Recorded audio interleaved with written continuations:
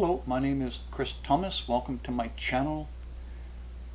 This video is the second in my series of safe locations for Canada.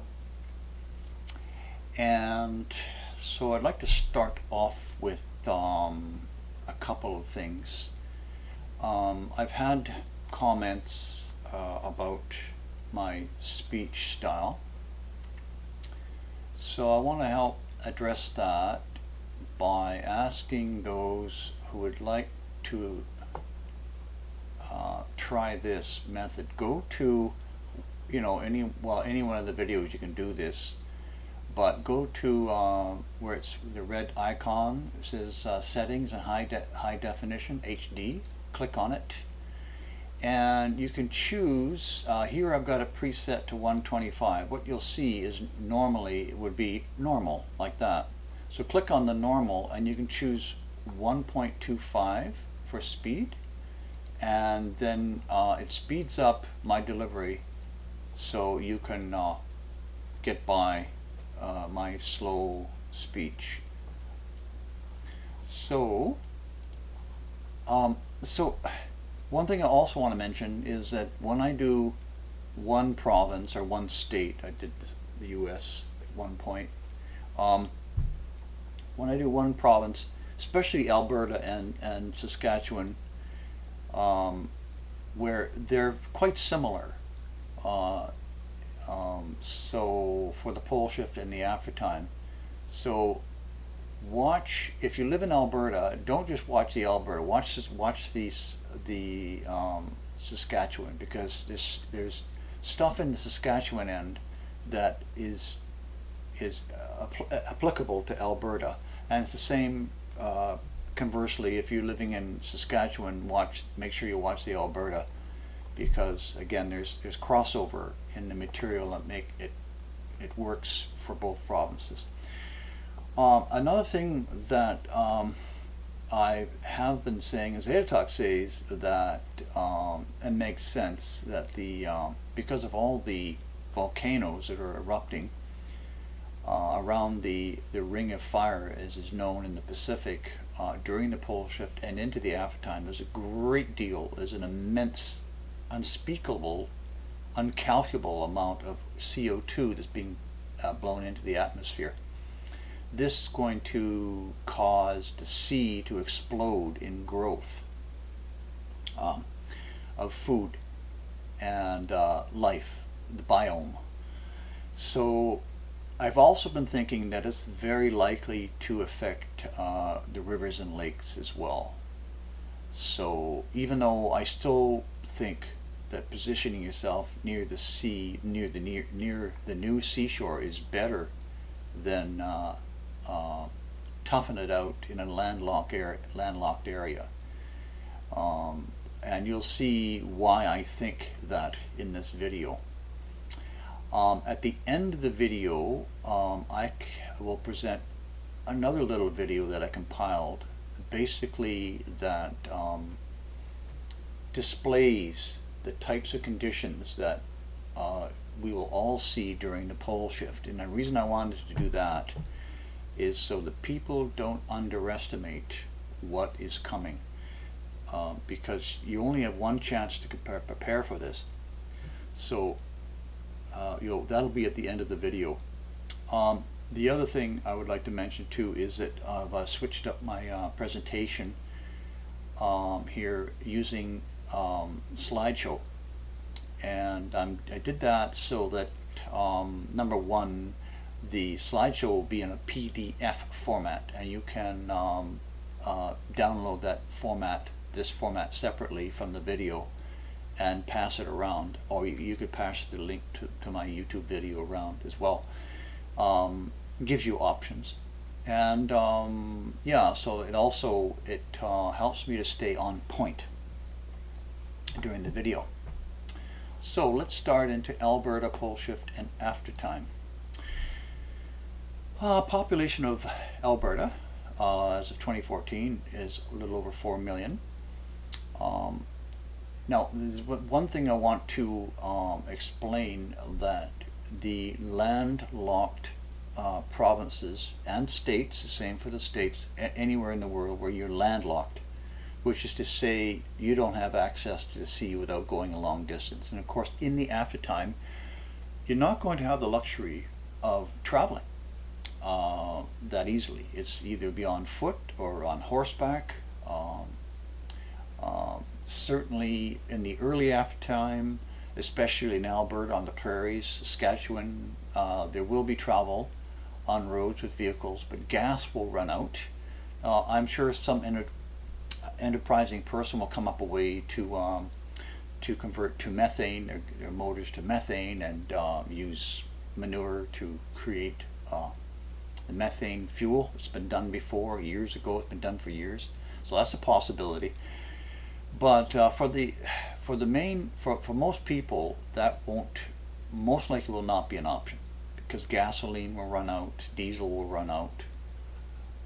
So movement around is going to be on foot or in horseback eventually.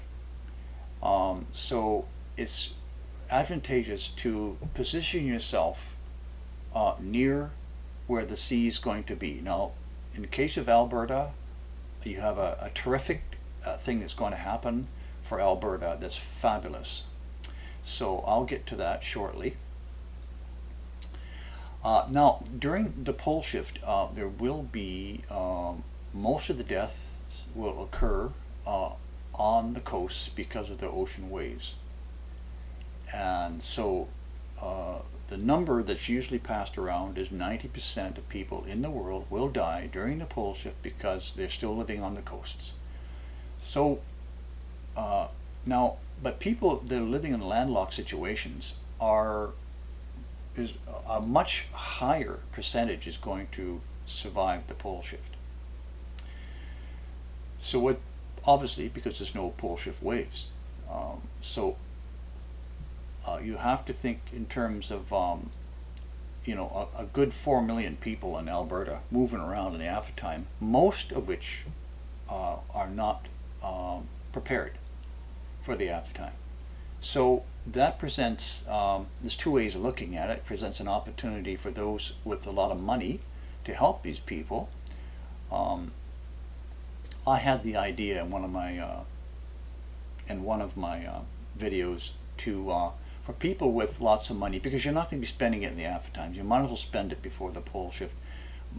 Buy 100 30-gallon containers, fill them all with food, clothing, and whatever a person would need in the aftertime, the early afternoon, blankets, shoes, whatever, boots, and bury them and plot them out on a map and make up a map, and that way you could pass out these locations to people who are in need, families in need, and where you don't have to risk your survival camp, storing it at your survival camp. You can hand out a map and say, go here, and you can have this. So that was one idea I had. The other which most people will have to do is basically stay hidden for the first 3 or 4 years in the aftertime, because during that period of time there will be people, thieves, gangs, looking for food, to steal food, to do anything that they can get away with, to get the food from you, so to steal from you. So there will be this kind of thing going on in the aftertime. So it's important to be hidden or remote. Now, speaking of remote, obviously you can see by the map here. This is again as of the density as of 2014. You've got much of the population of Alberta in southern Alberta. So that leaves northern Alberta, well, obviously with very, very low population. So northern Alberta is a place to go. Also, there's another fabulous reason that you should migrate to northern Alberta for the aftertime, for your survival camp, survival location, which will be coming up shortly.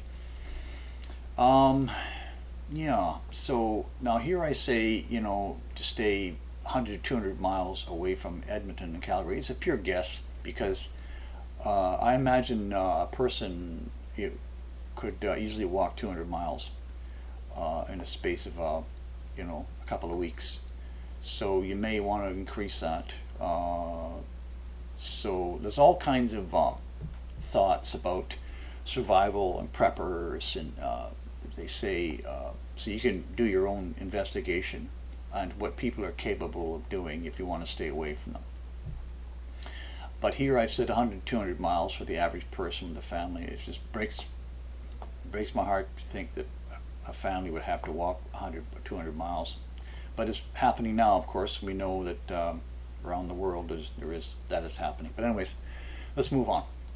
So the next slide I have, it shows that Earth's crust repositions moving Alberta to new longitude and latitude. This is a Zeta Talk map. And I have this displayed because it shows the tip is 90 degrees. That's a Zeta Talk prediction.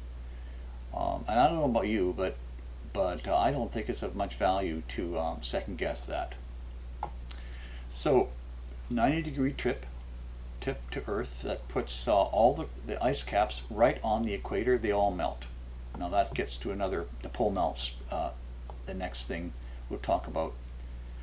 But here you can see that Calgary, or rather Alberta, is pretty much about 25 degrees. So that means that Albertans will be experiencing very, very much warmer temperatures. It's also important to realize that most of Canada prior to the pole shift is, half of it is in the, what they call it, in the mid-latitudes here, and the rest of it's in the Arctic. But here you can see I have overlaid this onto a globe, the North American continent outline, to approximately show where the continent will lie close to the equator, you see here. So that moves the western provinces right into a different cell. This is the mid-latitude cell, and this is known as the Hadley cell. So what we are used to, say we because I live in BC, are used to westerlies. But the prevailing winds in the immediate aftertime, will be northeast trade winds from the northeast. So that bodes very well for Alberta, for the next region, which I'm going to show you. Let me go back and make sure we covered all that stuff. Right, so we have a high here known as the subtropical high zone. So you have winds that are dropping down. So you're going to have very different weather. But Alberta is far enough into the latitudes, the new latitudes, where you're likely to have fairly consistent winds blowing from the northeast. Now, so Alberta wind and sea. So we have winds coming from the northeast. Now here you can see the pole melt the sea has creeped into into Great Slave Lake and Great Bear Lake, and this is very, very good news for Albertans because it brings the sea to you. Now, as we know, in the aftertime, provincial boundaries will be meaningless. So northern Alberta, it's just 100 miles into Northwest Territories, and you can enjoy a seacoast. Now it's even better than that because the Beaufort Sea. Well, let me just switch. I'll switch maps here. So we're going to zoom out here. Now, actually we're switching maps here. Okay, so we got 676, so the 676 sea level rise is a zeta talk calculation.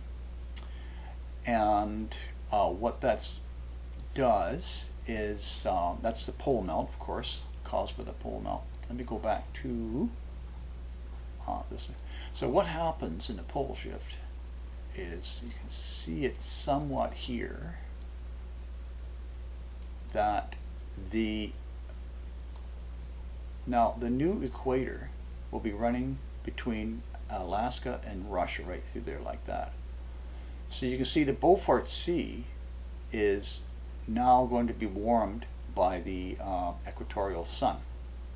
So that means warm, very warm, much warmer, very much warmer water is going to be in this area here. Now we switch maps. So here you can see that the Great Bear Lake and Great Slave Lake become part of the sea. And this will be, I predict this to be about 2025. By 2025, this will be occurring here. So now, Zeta Talk also says that the Northwest Territories, northern Canada, is stretching. So there's likely to be a little bit of elevation loss for the landmass in this area. So it's consequently, I put 700 for one map you'll see in there, and it extends to Lake Athabasca. But I wouldn't count on that. But if you're in northern Alberta, you'll have access to the sea, as you can see here. So let's okay, so this is what you can see. This is why the sea here runs into Lake Athabasca. So what I've done is I've withdrawn on that. So just imagine that this is not doesn't have sea attached to it. So it's still freshwater lake, and the sea extends to about here. You can see here. So that's fabulous. Warm seas coming to Alberta. Earthquakes. Well, as we know, Alberta is very stable in that way.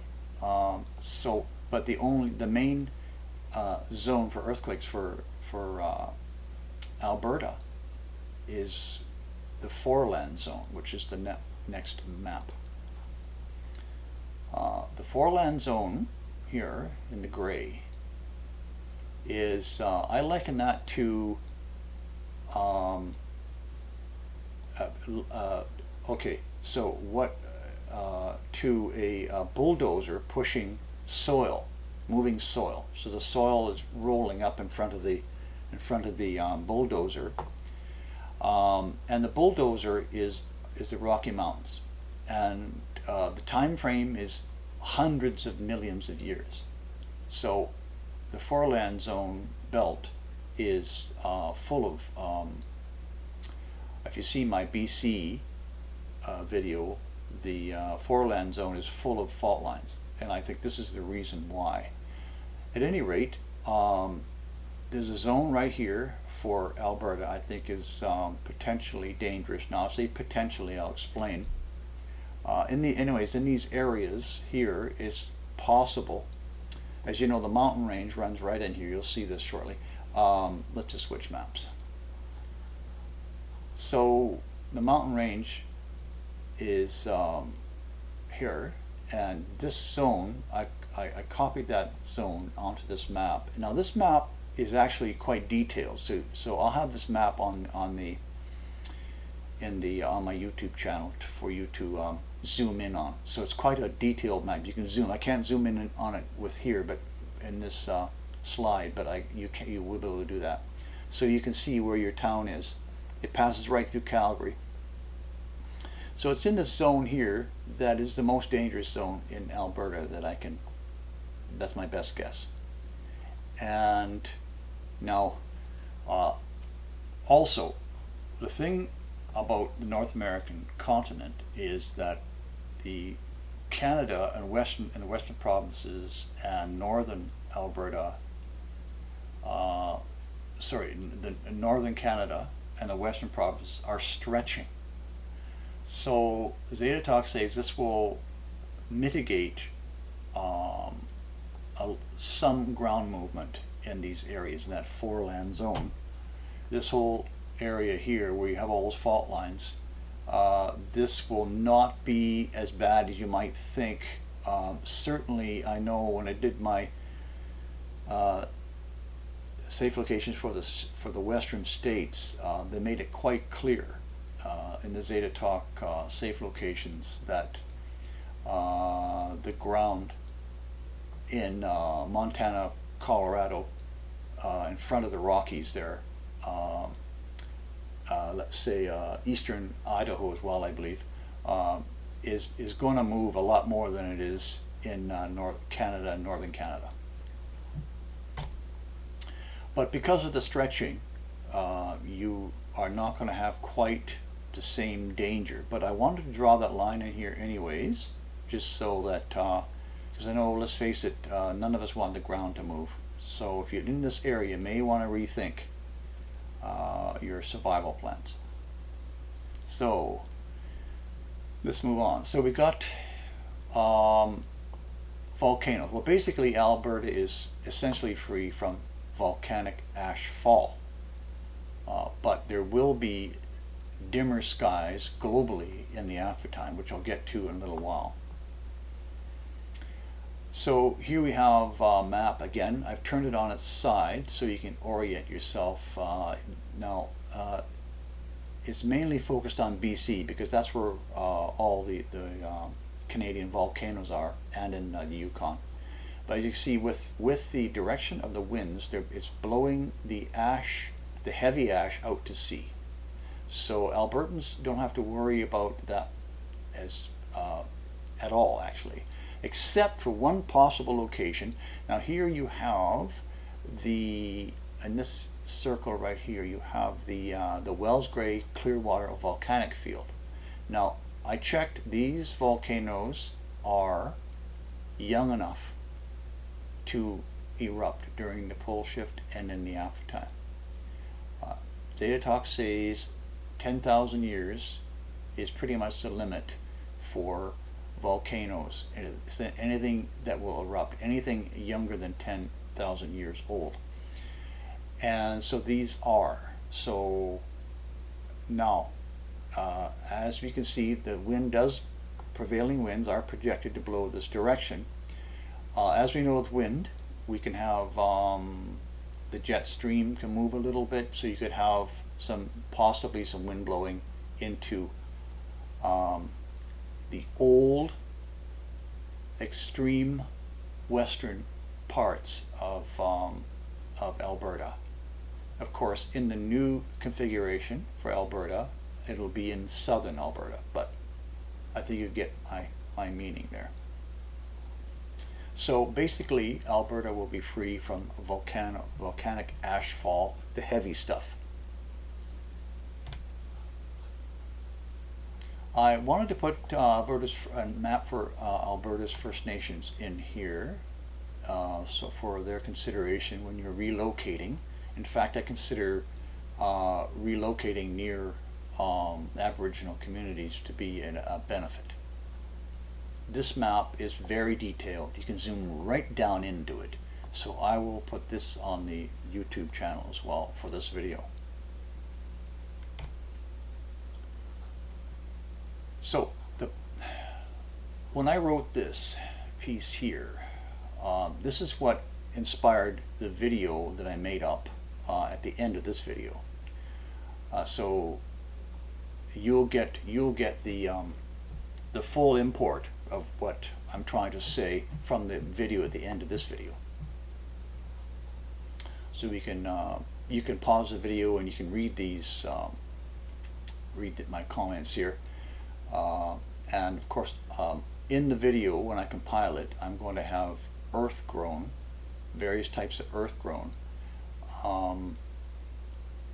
as part of the video, so you'll hear what it sounds like, because it's very, very disconcerting to hear that sound. And what causes it is that of course as Planet X passes by, you have a lot of stress on the continents, and the continents are not all one piece. They're not, we might say, contiguous. They're many pieces of rock all jammed together.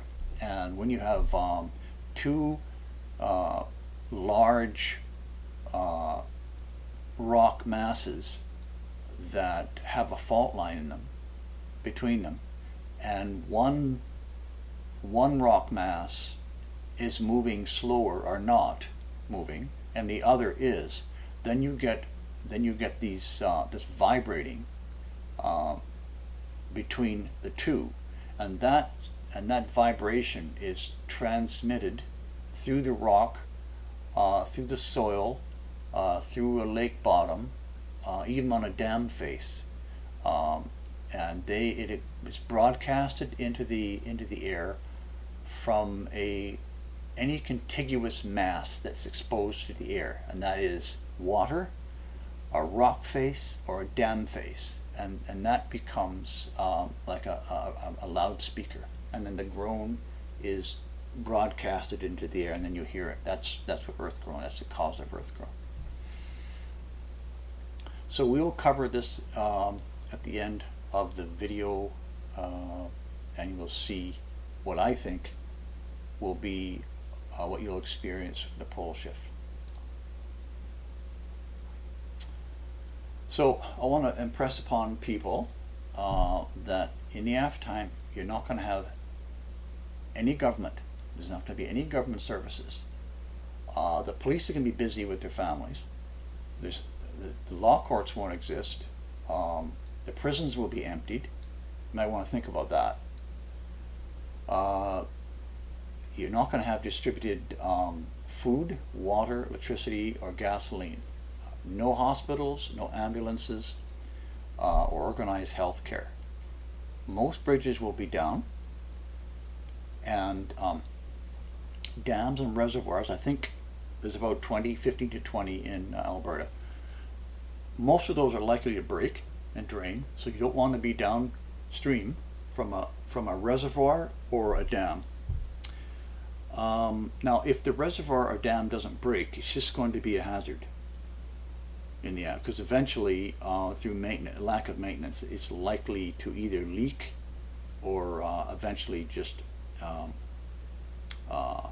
and if it's damaged during the pole shift, which is very likely, then the damage can only get worse. So they're just a hazard no matter how you look at it, whether they're still full or not.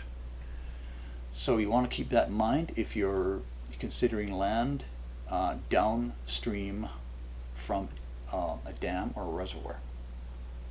All manufacturing is going to halt. This is what I call late modern man's manufacturing.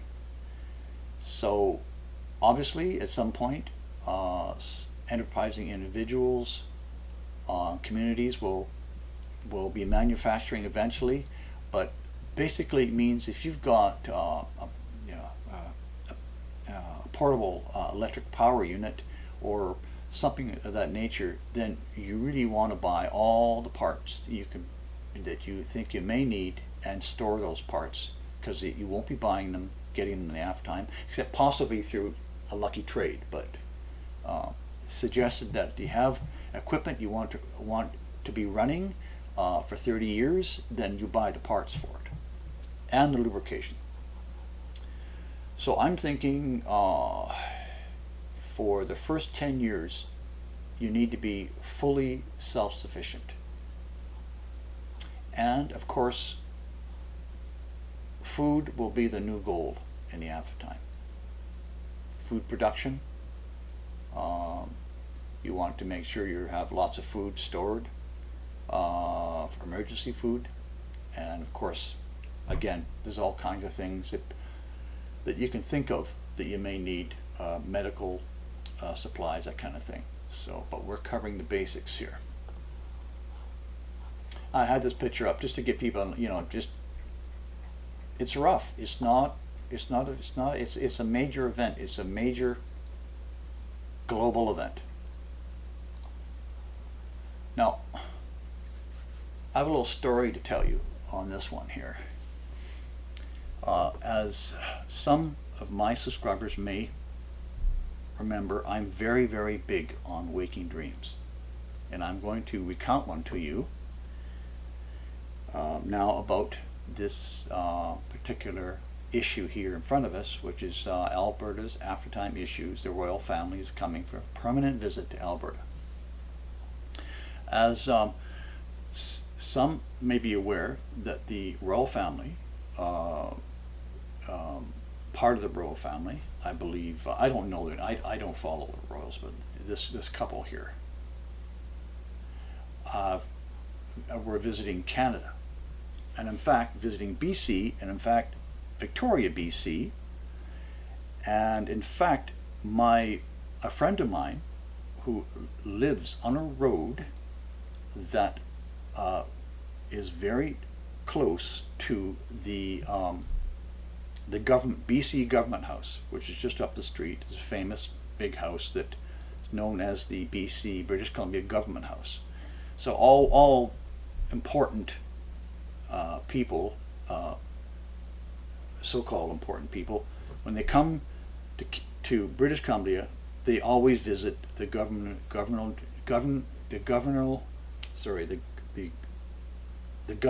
General's house, the Governor General's house, which is the Government House. So we went for a walk the other day, and she told me that she heard all this commotion with the police outside and motorcades, and she said that there was a policeman who was shouting commands to people on the street not to move, not to move. And it was because they were clearing the street for the royals to drive up in their black limousines to Government House. Well, if you know me, I was pretty mad about that. It was a good thing I wasn't there. But anyways, so after I came down from my anger about that, hearing about that, I realized that it was a waking dream for me, because what you see in front of you was half written at the time, and it was open on my desktop, and I left it, and I had my friend recount this experience that she had with the police and the royals. So that was a confirmation for me that what Zeta Talk has predicted, that the royals have been visiting Alberta and are going to likely move there. So that was a confirmation for me, the waking dream, because I was writing this piece at the time. Now, today, October 1st, I had another visit with my friend. And while visiting there,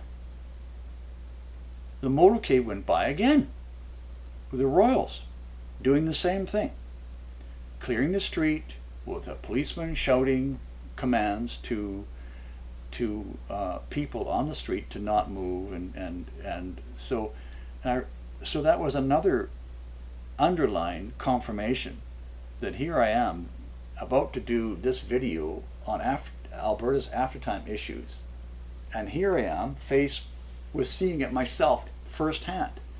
So the way I see it is that the royals will be inserting themselves into Alberta. This is confirmed now, and that the fact that they insert themselves wherever they go by police escorts is an insertion into our social fabric. And so that is the core message of the waking dream, that Alberta will indeed have to deal with the royal family. Now, this is not a plus.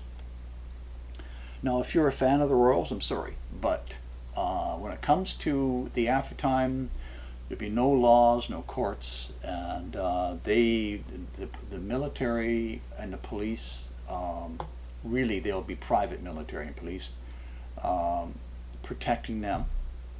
And so wherever they go, I suggest that Albertans do not go. Give them a wide berth. So I would suggest that if you have property in northern Alberta, or you're buying property, look around and try to determine where the royals are going to settle, because it's extremely likely that it'll be in northern Alberta. Okay, let's move on. So what the issue I've had often with landlocked provinces or states is that what are you going to eat in the aftertime? Now, let's remember that a much higher percentage of people are going to survive in the inner continents than on the shores. So we know that in Alberta that many people are into hunting and red meat. So my estimation that the deer and the other mammals will be hunted, will be overhunted eventually, because of no laws, and because food will be the new gold. So the mammals, the deer, the moose will be hunted mercilessly by all the hunters, leaving a shortage of food supply in that way. So what's next then? We have to realize that because of all the volcanoes, all the young volcanoes in the world are all erupting, constantly blowing fine ash into the stratosphere, which will dim the sun for, Zeta Talk says up to 25 years. I'm thinking 20 years it'll taper off. It won't be quite so bad after 20 years. But that's a long stretch to go with a dim sun. Now this is why I chose this image here, because intuitively I think this will be on a very bright day at midday. This is about as bright as it's going to get. Now you will have heat, but you're not going to have a nice sun, bright sun that you're used to in Alberta with the big sky and all that, to grow your crops. So it's going to be a dim sun. As well, you're going to have low cloud from the fact that the pole shift, the passing by of Planet X, is going to wipe away, I believe it's somewhere between 40 or 60% of the atmosphere. Now that's not a problem for people in Alberta or at sea level, what have you, but it is a problem for people who live at 10,000 feet. So Alberta doesn't have to worry about that, but there will be a lot of low cloud for many years in the aftertime. Plus, there's also predicted to be a great deal of rain. So what are you going to eat? That's why you want to have lots of food set aside, more than you think you need, twice. Also that's why I'm pushing.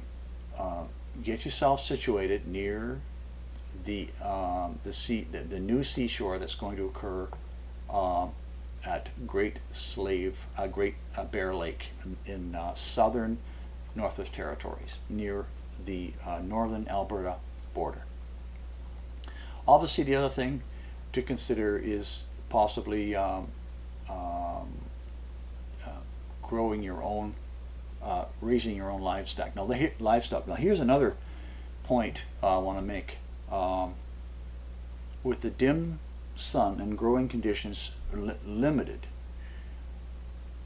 if you want to have livestock. Now, let me interrupt this. I have very little experience with livestock, almost none. So I'm no doubt going to get hammered on making this comment. But if you want to have your livestock, you're going to have to consider where you're going to get the feed from to feed them, because we're used to all this. Getting the supplies when we need them, and so I'm sure a herd of cattle require a great deal of grain. You got to think, well, where's that grain coming from? Because it ain't going to grow like it did before the pole shift. Just warning you. Okay, let's move on. So here we have a bear. There's a lot of bears and moose in Alberta that are going to be on the move during the probably during the pole shift, prior to the pole shift or what have you, but certainly, most certainly in the aftertime. So the early afternoon. So they're going to be moving around, looking to escape the heat. So you may want to consider that. Now, hopefully, it can be done in a peaceful way, so that we lock up our food. Be very careful with that. We're not feeding the bears, which is almost. Anyways, so they can move on and not get harmed.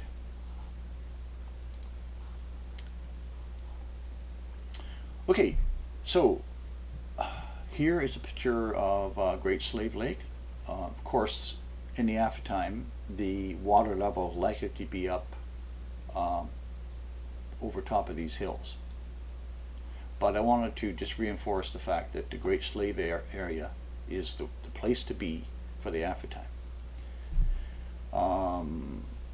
Overfishing, well, okay, so I'm wondering if the fresh water and as I said earlier, the fresh water and the lakes and rivers will also do very well for the aftertime, for producing food, fish. But I'm pretty sure that the sea hosts a far larger array of food than a lake does. So, you may want to consider moving to northern Alberta and get ready to enjoy a nice warm sea, full of food, full of food.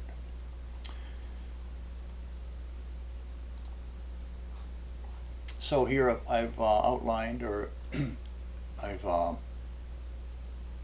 show a green area here for settlement in the aftertime for Albertans. I think that I probably should have had the green area come down here as well for this whole seashore here. Fabulous opportunity for Albertans. So in this area like this. Now, of course, here again I have Lake Athabasca flooded. It may not flood. Either way, but you'll have the choice between fresh water and travel on for fresh water, and of course, virtually, if you wanted to, world travel on the sea, which brings incredible trade opportunities, travel opportunities. It's awesome.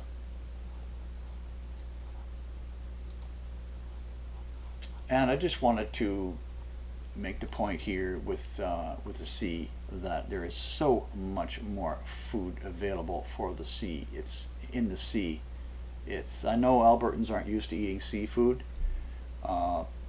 in the main, but trust me, there's way more food in the sea than there is in a lake. I've eaten this seaweed. It's a fabulous. It's very nutty in flavor, and it's not salty like you might think. It's not salty, and it has a fabulous texture, something like about pasta. So it's nutty flavor, and it's like chewy like pasta, just like pasta. Very lovely stuff. So again, the sea is going to explode in growth. This is the Zeta Talk message, which makes sense because of all the CO2 that will be emitted by the volcanoes. It'll take a few years, but the seaweeds would take root in the Great Slave area of the Northwest Territory. Fabulous opportunity for Albertans. All right, so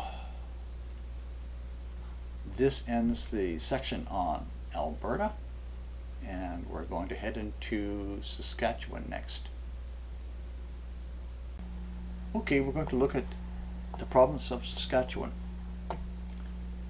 Saskatchewan has 1/4 the amount of people in it than does Alberta. It's the same height as, that is to say, the same length as Alberta is. So it does give you, as you can see, more opportunity to be remote. Another aspect about Saskatchewan is its many lakes in this northern portion, which provides opportunities for people to hide, to be remote. And I suggest, and it's suggested by Zeta Talk, that you be remote and self-sustaining in your own community for the aftertime, especially in the first, well, I'm saying in the first 3 years, it could be longer, 5 years, until the gangs kill each other off. That's the vernacular, so it's the reality of the aftertime. No police, no law courts,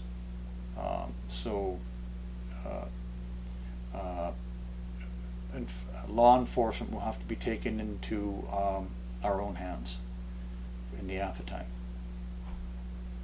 So, great opportunity for people who want to move north in Saskatchewan, which I suggest.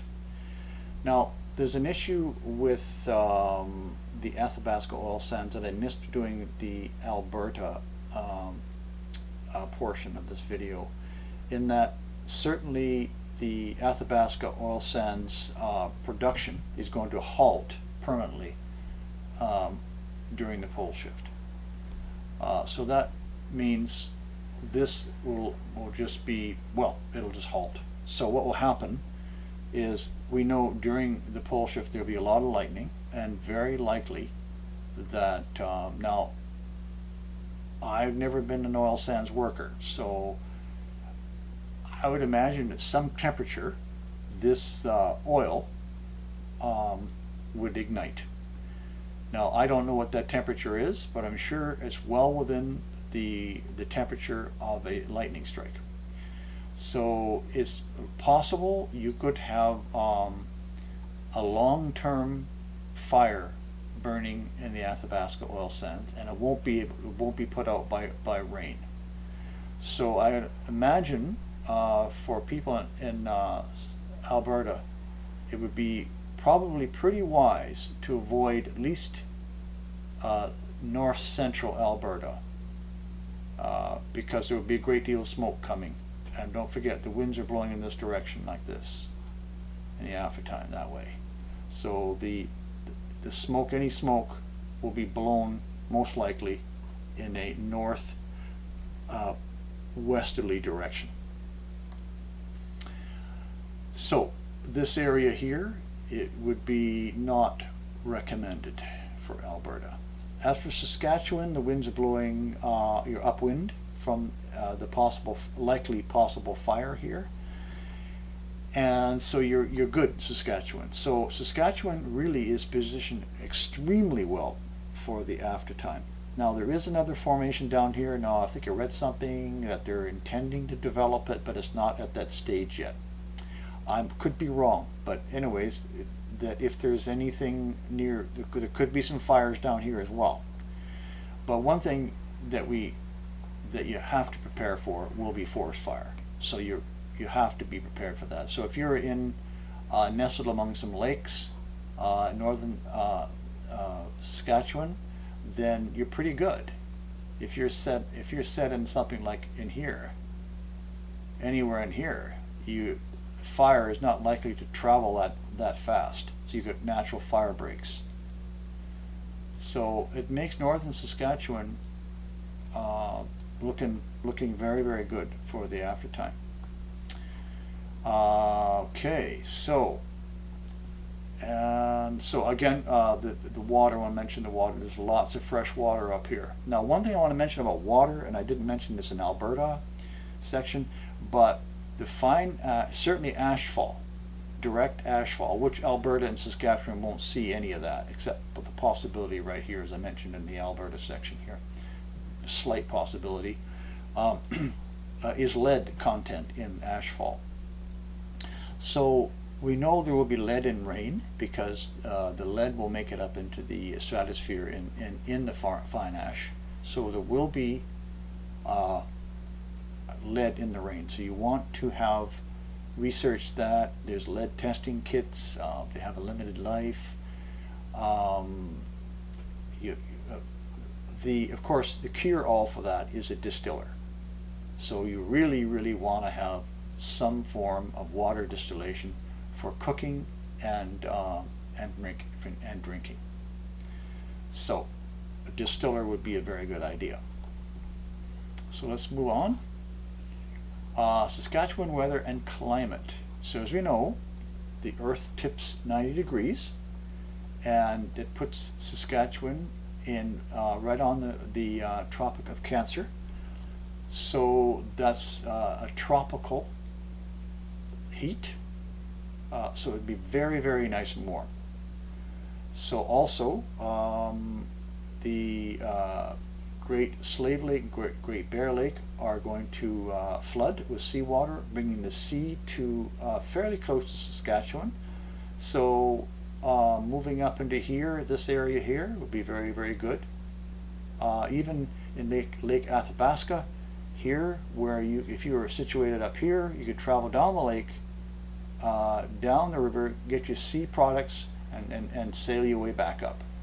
Terrific opportunity for Saskatchewan and Alberta, this situation here in northern Alberta or southern Northwest Territories. The subtropical highs come across over Manitoba, and it splits the winds. So this would be the mid-latitude cell, and this is the Hadley cell.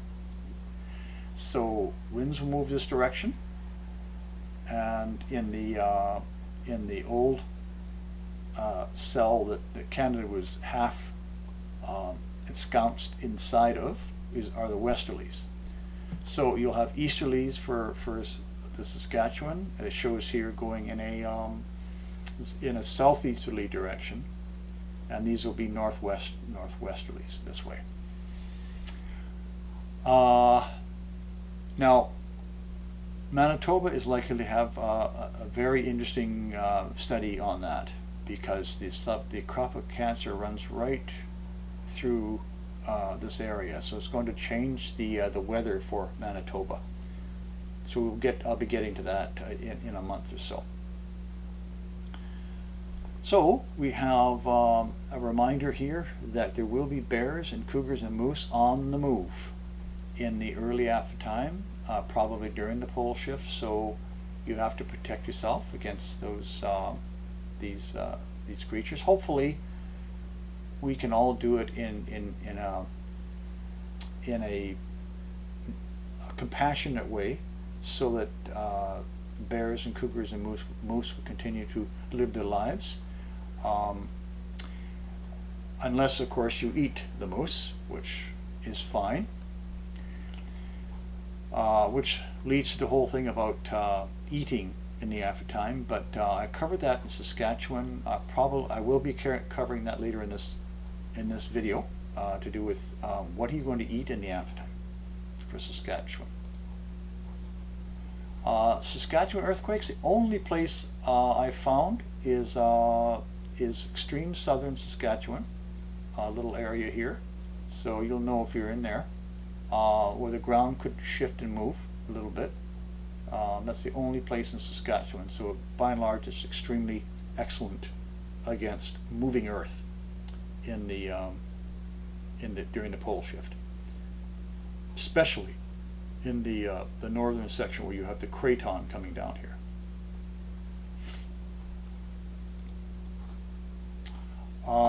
I put this map of the Saskatchewan First Nations for your consideration when you're looking for a survival location for the aftertime. This map actually is linked to the large map, very, very large map, on the internet. So if you download this PDF file, this whole slide is a PDF. So you can click on this map, and it'll take you to the larger map, and you can examine with more detail where the First Nation lands are. Okay, so the aftertime issues for Saskatchewan, same as for Alberta. What are you going to eat?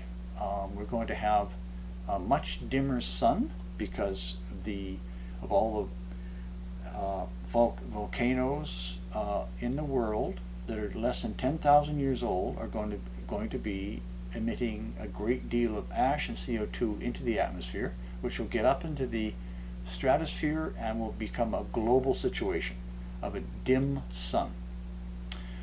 I chose this picture because it indicates the dimness. Now, I think this is a fairly accurate, very bright day, about the brightest it's going to get. You will have incredibly good heat, amazing heat, but it will be dim. So your growing conditions are going to be very much different from what you're used to. So you want to factor that into your crop growing plans. Potatoes are coming to mind. So one thing that will happen is that the lakes and stream. Now here I say it may be overfished, but I'm looking at northern Saskatchewan. I'm changing my mind on that. There's a lot of lakes up there. Plus the CO2 in the atmosphere will add a great deal of growth to the lakes and the sea. The sea, of course, is the best. Okay, so foraging for food will be a new way of life. Meat eating, I think, red meat will become more of a delicacy than I think than a staple. I do believe that mammals will be overhunted, but it does depend. But I wouldn't want to rely on red meat, hunting for red meat. So you want to situate yourself nice and close to that, to Lake Athabasca, so you can travel down the lake and get access to the sea in extreme northern Alberta, or just move there if you want to be by the sea.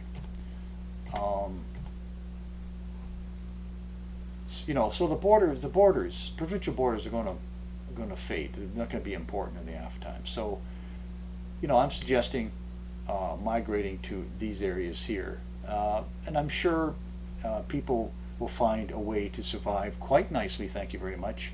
In strictly freshwater and foraging and hunting and raising your own mammals for food.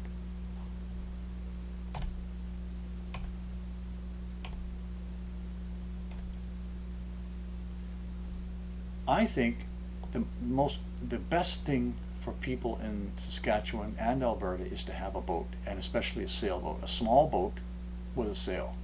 Now, because in the aftertime there will be more wind.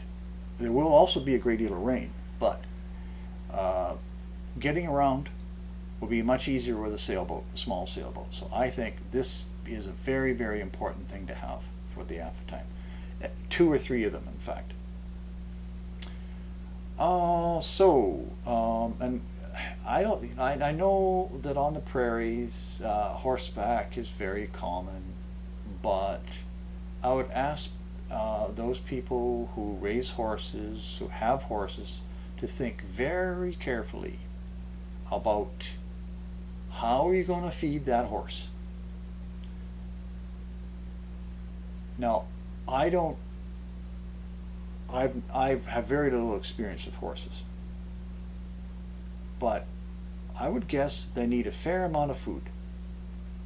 And now you're saying, oh, just let them eat grass, but is the grass going to grow with a much dimmer sun? How much grass are you going to have at your disposal? Also, one thing I neglected to mention is that Earth is losing about 40 to 60% of its atmosphere during the pole shift. Planet X swipes a lot of it away. Now, it's not a problem for us who live on,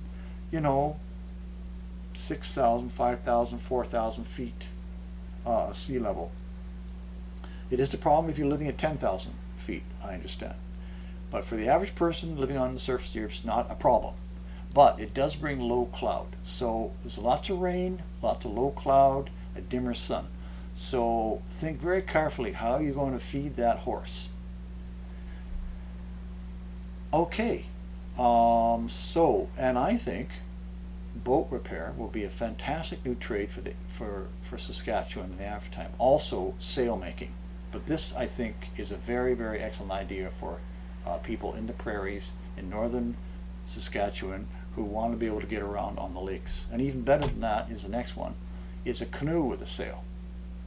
So this, you can fold up the sail and the poles, and then you can carry that canoe from one lake to the next, and you can travel like that. So that would be another great way of going from lake to lake if you want to travel to a community, between communities for trade. This would be even better than a rowboat. Would be a canoe with a sail. Now I did notice that there was a company producing a sail that can be fitted onto a kayak. And a kayak, of course, this is a particular type of kayak here. There are many types, of course, but kayak would be another very good tool for moving around in the aftertime. But here is even better if you could put a sail on it. So you can freeze the video and check these people out.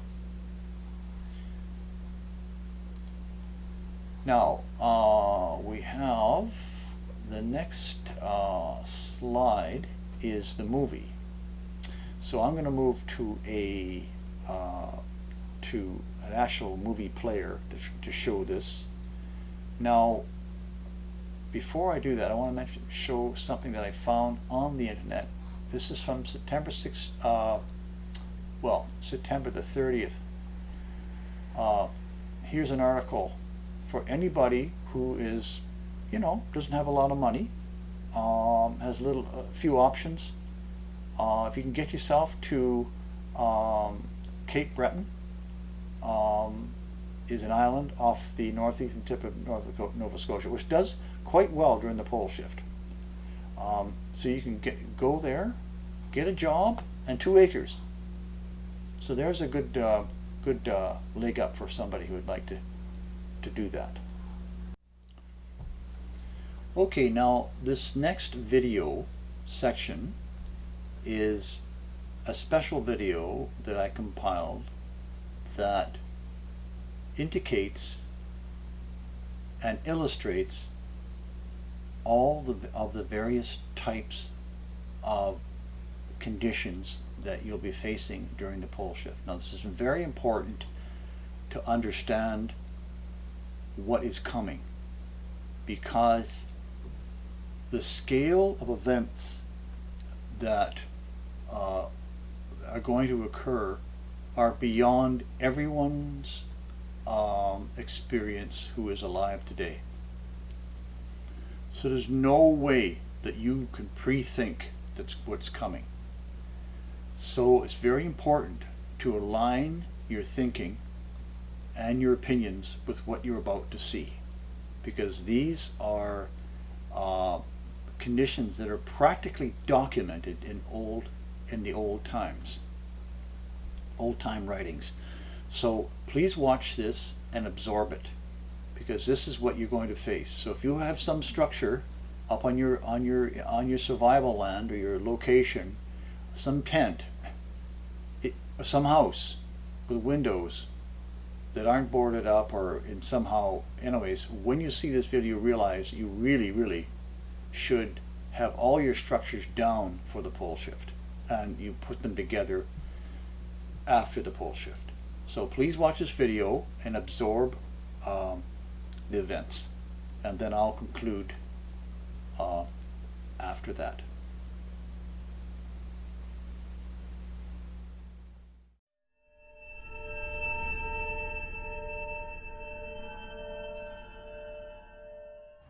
Die brechen da hinten und die Wellen, die brechen da hinten noch heftig, oder? Alter Schwede. Guck mal da hinten, Schnicki, wie das hochpasht, das Wasser. Was ist das? Was ist das? Oh, Tsunami. Ja?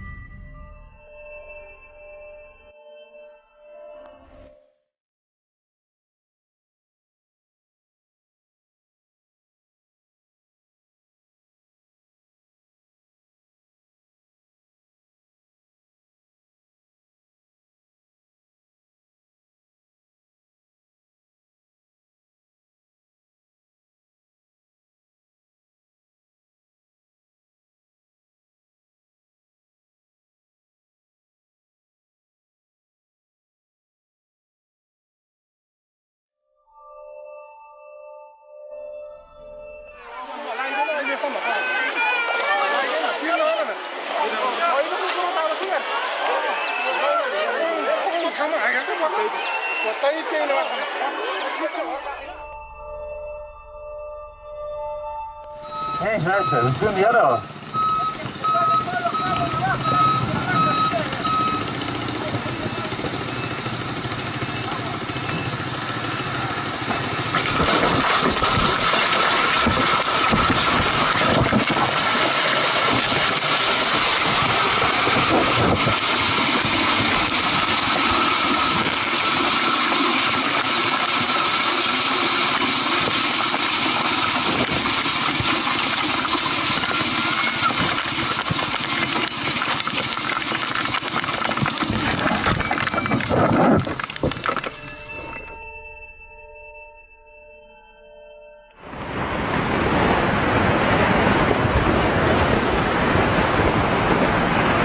My God!